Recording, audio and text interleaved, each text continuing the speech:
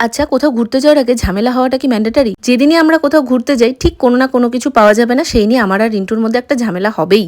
দোলের দিন সন্ধ্যাবেলায় প্রত্যেক বছর আমরা যাই কল্যাণী ঘোষপাড়ায় সতীমার মেলা দেখতে। এবারটাও সেরকমই তিনজন মিলে রেডি হয়ে বেরিয়ে পড়েছিলাম। কাঁচরাপাড়া থেকে অটো নিয়ে সোজা চলে এসেছি কল্যাণী স্টেশন। সেখান থেকে সীমান্ত দিকে ট্রেনে উঠে পড়ে মাত্র একটা স্টপেজ পরেই কল্যাণী ঘোষপাড়া। ট্রেন থেকে নামার পর ভিড়টা দেখতে পাচ্ছ, প্রচন্ড ভিড় হয় এই মেলাটায়। আর এত বড় মেলা আমি এর আগে কখনোই দেখিনি।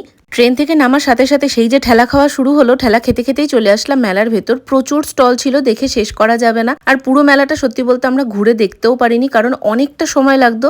প্রথমেই এসে সতীমাকে দর্শন করলাম, তারপরে চলে গেছিলাম মেলার ভেতর ঘুরতে। আর মেলায় মানে খাওয়া দাওয়া তো করতেই হবে, ঘুগনি, ফুচকা, মোমো, তার সঙ্গে ভাপা পিঠে, কোনোটাই বাদ যায়নি। আর এবার ফ্রাইড মোমো খেয়েছিলাম, আর এই স্যুপটা এত টেস্টি ছিল খেতে। মাকে প্রণাম করার পর সবাইকে আবিরের ফোঁটা দিচ্ছিল, আর আমার ফোঁটাটা দেখে মনে হচ্ছে নিশিরাত বাঁকাচাঁদ কপালে। যাই হোক, ওখান থেকে বাড়ি ফিরে আসার সময় নিয়ে নিলাম রুমালি রুটি। রাত্রিবেলা ভেবেছিলাম আজকে বিরিয়ানি খাওয়া হবে, তবে সব দোকান বন্ধ, তাই অগত্যা আজকে রাতের মেনুতে রুমালি রুটি আর চিকেন কষা।